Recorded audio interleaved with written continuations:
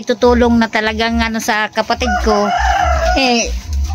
Ayun, pakunti-kunti nakakabigay naman kahit papano. Pag ako umuwi, may ano yun lang, pang ulam-ulam lang. Pero sabing financial ay hindi talaga din ako nakakabigay kasi nga mahirap din naman ang buhay ko.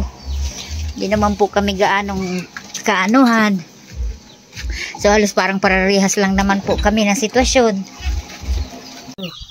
Bibingka para sa ayan po. Ganyan sila magluto ng bibingka. Ito ang mano-mano na paggawa. Pagluto ng bibingka. Ayan ang hanap buhay ng aking kapatid na 8 ang anak. 8 ang anak, maliliit pa. Oh. Pala yan. Ano yan? Bakit walang damit? Damitan mo naman po, mama. Ayan. Ganyan ang hanap buhay na binubuhay ng kapatid ko sa kanyang mga anak, sa kanyang pamilya, ganyan, no? Napakainit. Talagang, ano ang init niyan? Talagang sa buong katawan mo, nandiyan ang init. Nakaharap. Ayan, ganyan siya. Oh. Bibingka. Masarap na bibingka ni Bibingka Loops. Ayan. Galop magaluna. Yan akong strategy pa. Ganyan po ang kanyang pagluluto. Magluluto siya niyan, gigilingin muna yan. Tapos, ayan, ihurno na. Lulutuin, ihurno. Nakasalamin po siya kasi mainit sa mata ang ng apoy, ang pagluluto niyan, oh, nandyan talaga nakaharap. Lulutuin niya pa yan. Pagkatapos pakaluto ay ititinda niya pa, ilalako niya pa po sa city, sa Masbate City. Napakainit ngayon ng panahon. Ganyan. At magkano naman ang kinikita sa loob ng... Ang kinikita ko po sa yung tama, yung tama na kita. Kinikita ko po sa isang araw, ang bibingka ko po ay 20 po ang isang kabilog po. 20 ang isa daw ng kanyang bibingka. Ni-income man ako sa Naros Katunga man. Sa kalahati. Ang kapital ko 500. 500 man po ang akong ginaganan siya. Ayun, 500 ang puhunan. 500 din daw ang tubo ng kanyang pagluluto ng bibingka na yan. Pero napakahirap, grabe. Halos buong maghapon ang pagtatrabaho, ang proseso. Dahil magigiling ka pa, maghahanda ka. Tapos iluluto mo, ihuhurno mo ng ganyan. Pagkatapos ay ilalako niya pa. Uuwi siya alas 4 na ng hapon, alas 5 ganyan. Bili na siya ng ulam at bigas, kunting ulam at bigas. Walang ulam. Minsan walang ulam. Bigas lang ang nabibili. Bigas lang ang nabibili dahil sa iwas ang kahirapan. Basta mabuhay lang. Pambili lang din, pambayad ng mga utang, ano? Iba pang utang. May mga utang man. Kahit pa paano, nakakabayad mo sa mga utang. Amili po na. Ayan, ganyan po.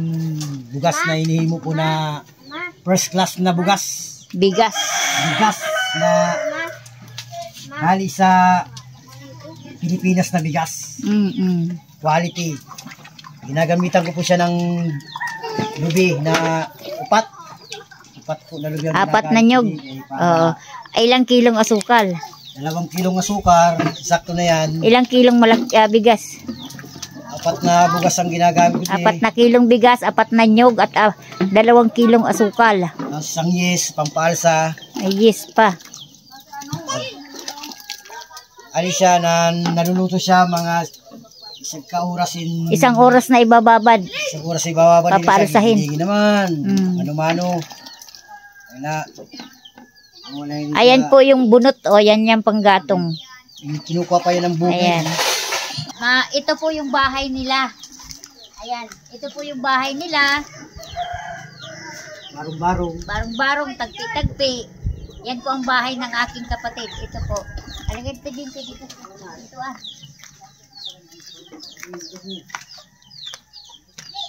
Ito. Ayan. Ito po yung bahay nila. Sa 8 niyang anak, plus silang 2 mag-asawa, dito sila nakatira. Dito sila natutulog.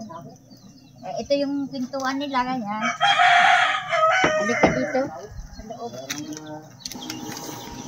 At ayan, kikita nyo, ano tong electric pan na to, sira na? Hindi na nagagamit. Yan. Ito yung ano nila, pagkain. Ayan, may kanin. May kanin? Anong ulam? Wala. Walang ulam? Ayan. Yan yung asawa niya. At saka, yan. Diyan sila natutulog. Yan ang kanilang tulugan. Duyan ng bata. May baby pa siya. 1 month old. Mabuti at nakalalaki na siya.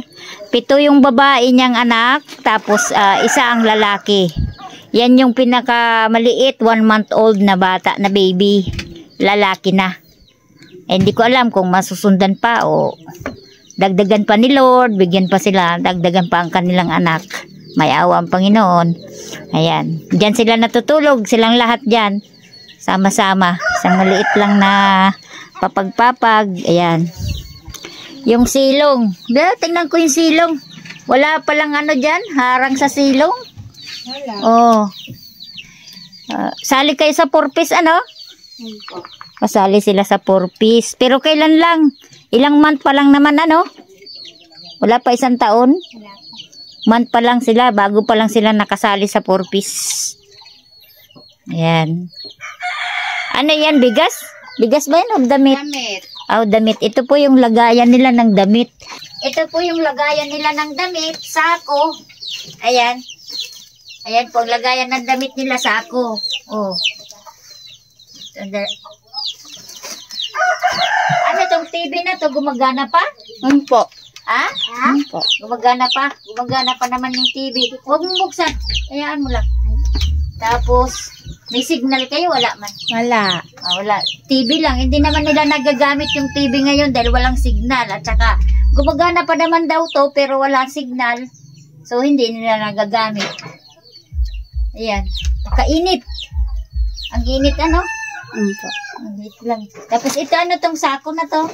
Banig. Ito pala yung sako na to ay banig nila. Ito. Ayan. Ito ang banig nila. Dito. Oh, ayan. Ilalagay nila dyan sa lapag. Yan ang banig nila. Ito, banig. Ito, banig. Po. Tapos ito ang gamitan nila, sako. Tapos ito po yung baby. Ito po yung baby. Maliit pa. 1 month old yung 1 month old yung baby. Ito siya. Hello baby boy. Tulog na si Tanggol. Sige, sleep lang ikaw dyan, Tanggol. Pang-8 po ito na baby nila. 1 month old.